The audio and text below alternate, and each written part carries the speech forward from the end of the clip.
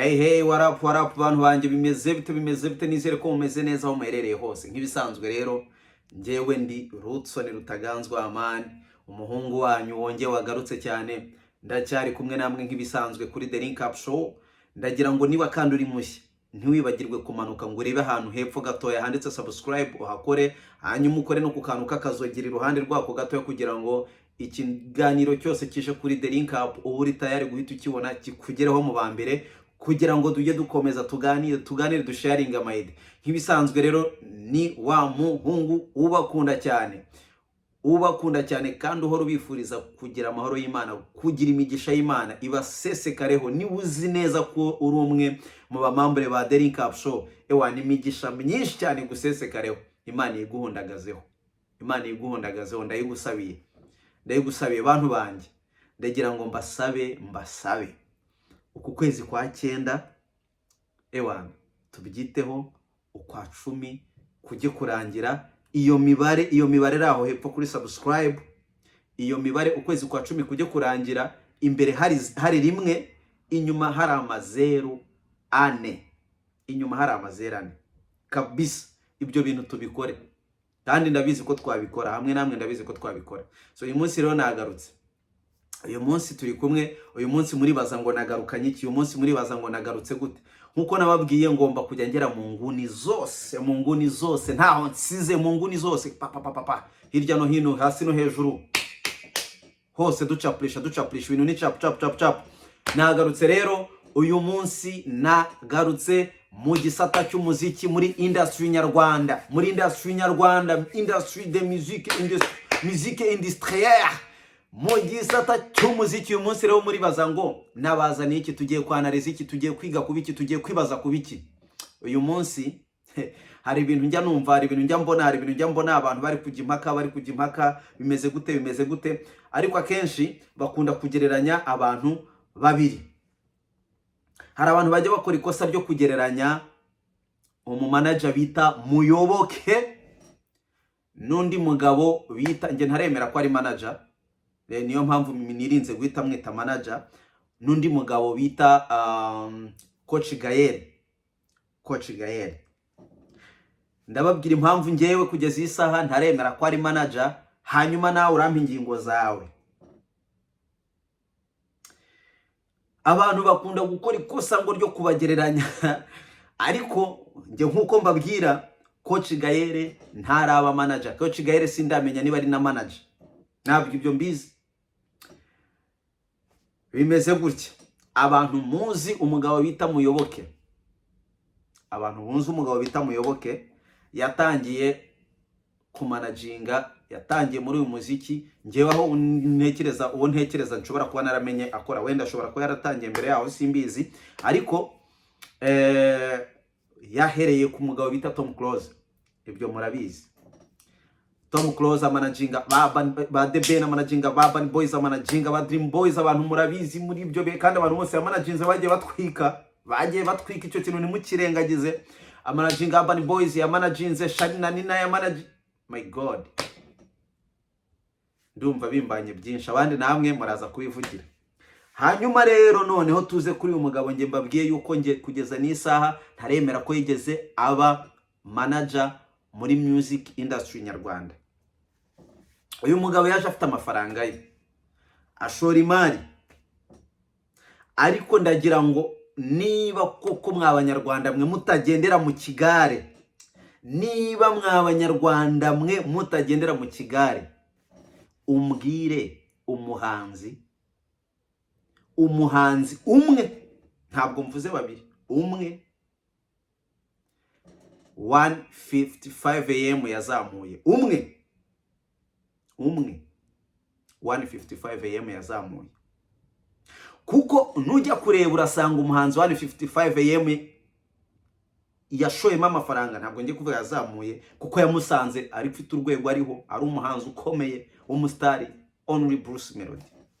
55 AM yamutsizemo amafaranga, ariko ntiyamuzamuye, kuko Bruce Melody yari yarazamutse, yari yarihirinze, yaramaze kuba umusitari, yaramaze no kugera ku rwego rufatika. 55 AM baratubeshya, bahita bazanamo umuntu bita Kenny Soul. Kenny Solo ageze muri 55 am arazima. Kenny Solo ageze muri 155 am arazima. Kuko niba mubizi neza indirimbo za Kenny Solo zakubise mugende muzirebe zose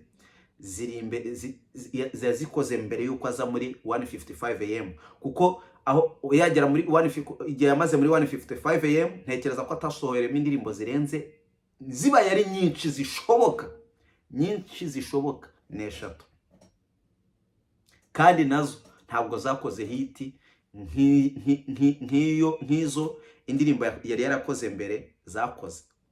Icyo kintu banze ucyumve. Undi mugabo bazanyemo ni Roscan. Roscan niba mubizi neza yaramaze kwigaragaza nk'umuhanzi w'umuhanga.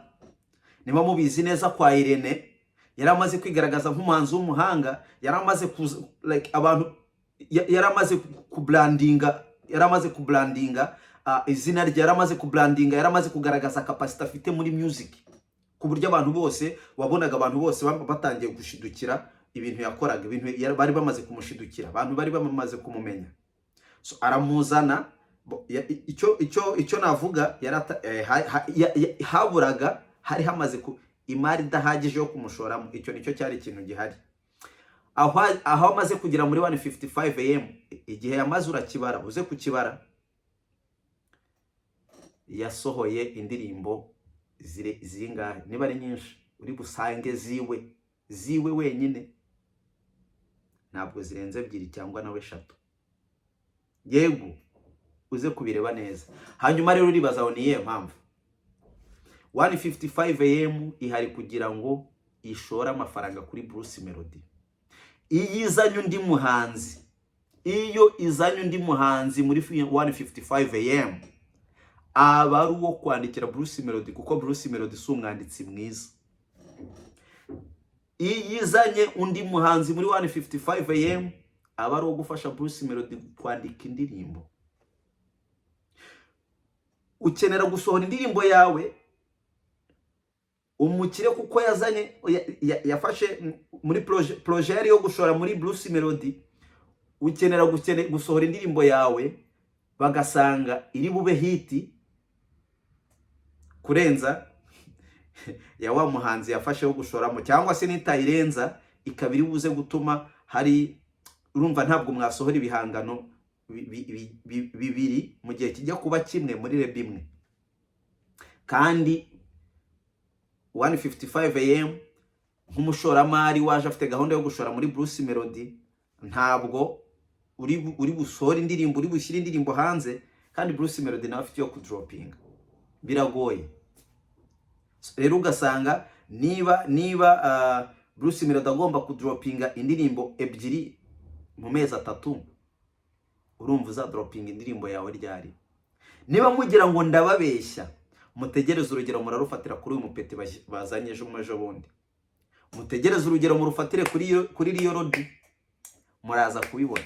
Uriya mupeti bari bamaze kumubona. Uriya mupeti agiye kuba umwanditsi wa Bruce Melody, najya asohora indirimbo muraje mubirebe, mutegereze ngo azasohora indirimbo ryari, kandi muzarebe ngo izaba imeze gute. Uriya mupeti rero mugiye no kumwibagirwa, mugiye kuba mumwibagiwemo akantu, kuko Kenny Solo amaze kujya muri 155 am, Kenny Solo yaribagiranye, niho yagwiriye. Nta nandi Kenny Solo yapfiriye. Iyo ugiye muri rebo ifite umuhanzi runaka yo ishaka ko investisamo, urabura. Ibyo bintu biba ku bahanzi benshi cyane, sabwa ari mu Rwanda gusa, biba ku bahanzi benshi. Bari abantu benshi nta nubwo muzi ko umuntu bita John Drill, mushobora kuba wenda hari ababizi, ariko umuntu bita John Drill yigeze gusinya muri Sony Music, ariko asinya muri Sony Music yahise amera nk'ubura, yongeye kugaruka maze amasezerano yamaze kurangira muri Sony Music, nibwo yongeye kugaragara muri Nigeria. N'abahanzi benshi ibyo bintu bibaho ni benshi cyane. Wowe ugasanga uri muri rebo, bakubonyemo karite runaka, noneho karite yawe bakakuzanira kugira ngo iyo karite yawe ize kuzuza za karite za wa muhanzi bashaka kwinvestisamo, wowe ukaza uri kimwe mu gishoro cyo gushora muri wa muhanzi bashaka gukomeza gukuza. So rero hamwe n'ibyo bintu mbabwiye, ndagira ngo mufate umwanya mutagendeye kuri fanatisme, mubyigeho namwe mu bitekerezo mu birebe, hanyuma nkuko nanababwiye umbwire ngo umpe proof zirenze izo wenda ngende kukubwira. Umbwire ngo yazamuye 155 AM, yazamuye umuhanzi uyu n'uyu isanze ari kuri urwego runuru, kuko usibye Bruce Melody yasanze ku rwego rwo hejuru ikamuteza indi ntambwe, Kenny Solo yamusanze ku rwego rwo hejuru iramumanura. Icyo cyo ni ikintu ni ikintu rwose na terahove.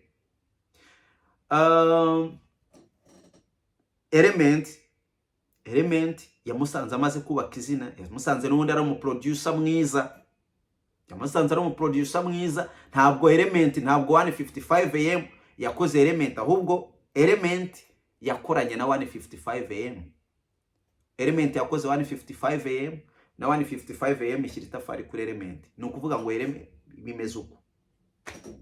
Hanyuma rero nawe fata uyu mwanya umbwire ngo icyo kintu abantu mufata ku bijyanye na management ya music, mugashaka kugereranya umuntu bita Coach Gael na Muyoboke, ibyo bintu mubihera hehe? Izo mbaraga muzivana hehe? Ndagira ngo mujye muri commentaire mumbwire ahantu ibyo bintu mubikura, kuko tuzadufata umwanya wo kwanariza ku bintu bigiye bitandukanye. Tunumba mbona rimwe na rimwe ari ukuntu abantu ba confusing ibintu, ugasanga umupetaraje, ugasanga umuntu araje entertainment ye yazamukanye n'inkubiri ya Guma Guma, ugasanga n'umupetu entertainment ye azi guhera kuri Guma Guma kuzamura kumanuka nta kindi ahita yibana, ariko ugasanga ari kwanariza umuziki. Muyoboke urabona no peti, ibi bintu ntabwo ari je z'abana.